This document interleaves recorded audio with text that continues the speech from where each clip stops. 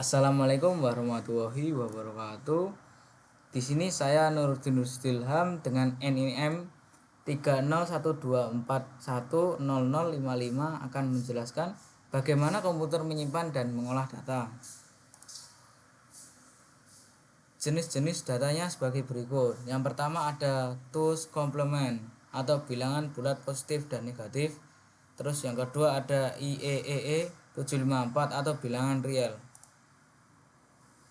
Two complement atau bilangan bulat positif dan negatif.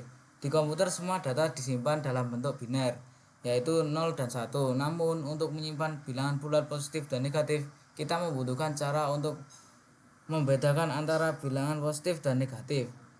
Metode two's complement memiliki beberapa keuntungan. Salah satunya adalah kemudahannya dalam melakukan operasi aritmatika. Komputer dapat langsung melakukan penjumlahan dan pengurangan menggunakan metode ini tanpa perlu logika tambahan untuk mengenali bilangan negatif. Langkah-langkah dalam two's complement ada dua.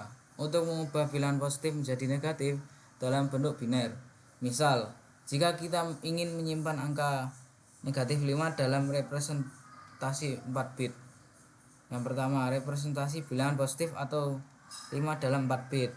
Mulai dengan representasi biner 4 bit untuk angka positif 5, yaitu 0101. Yang kedua, ones complement, inversi semua bit, yaitu mengubah setiap 0 menjadi 1 dan setiap 1 menjadi 0. Yang semula 0101 menjadi 1010. Setelah inversi, tambahkan 1 ke hasil tersebut. Misal 1010 tambah 1 menjadi 1011. Jadi sekarang kita memiliki 1011 sebagai representasi biner dari negatif 5 dalam 4 bit menggunakan two's complement. Ingat bahwa dalam metode ini bit paling kiri atau most significant bit atau MSB menunjukkan tanda bilangan. 0 berarti positif, 1 berarti negatif. Terus yang kedua ada IEEE 754 atau bilangan real. Bilangan real memiliki format yang lebih kompleks karena mereka mengandung bagian desimal. Representasi biner dari bilangan pecahan ini membutuhkan lebih banyak struktur. Untuk mengatasi tantangan ini, komputer menggunakan standar IEEE 754. IEEE 754 memungkinkan komputer mempresentasikan bilangan real dalam bentuk biner dengan presisi yang tinggi. Representasi ini juga dikenal sebagai floating point representation. Standar itu digunakan secara luas dalam sistem komputer untuk memastikan konsistensi dan akurasi dalam perhitungan bilangan desimal. Struktur IEEE 754. Representasi IEEE 754 terdiri dari 3 bagian utama. Yang pertama ada bit tanda atau seed bit. Bit pertama adalah tanda bit, ini menunjukkan apakah bilangan tersebut positif atau negatif. Jika bit ini bernilai 0, maka bilangan tersebut positif. Jika 1, maka bilangan tersebut negatif.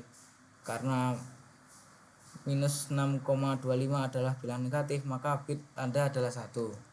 Terus yang kedua ada eksponen. Bagian eksponen menyimpan informasi skala untuk bilangan tersebut, sehingga komputer dapat mempresentasikan bilangan yang sangat besar atau yang sangat kecil dalam format single precision 32 bit. Eksponen menggunakan 8 bit, dan dalam format double precision 64 bit eksponen menggunakan 11 bit.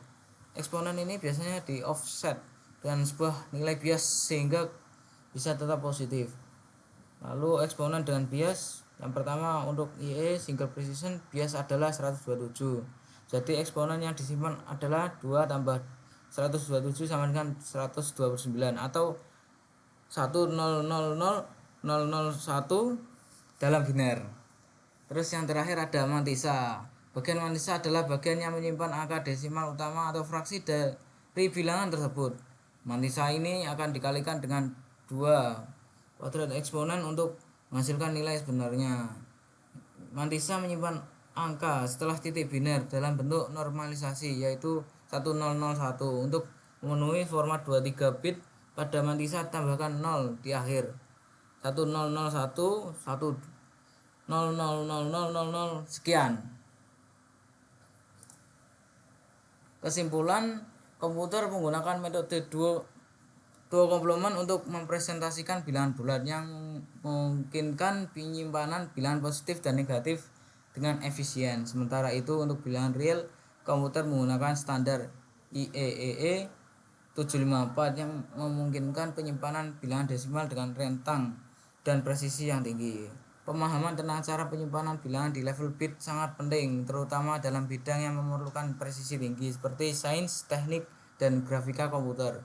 Dengan memahami metode-metode ini, kita dapat lebih menghargai bagaimana komputer mengolah data dari level yang paling dasar dan mengapa penting untuk memilih metode representasi yang sesuai dengan kebutuhan.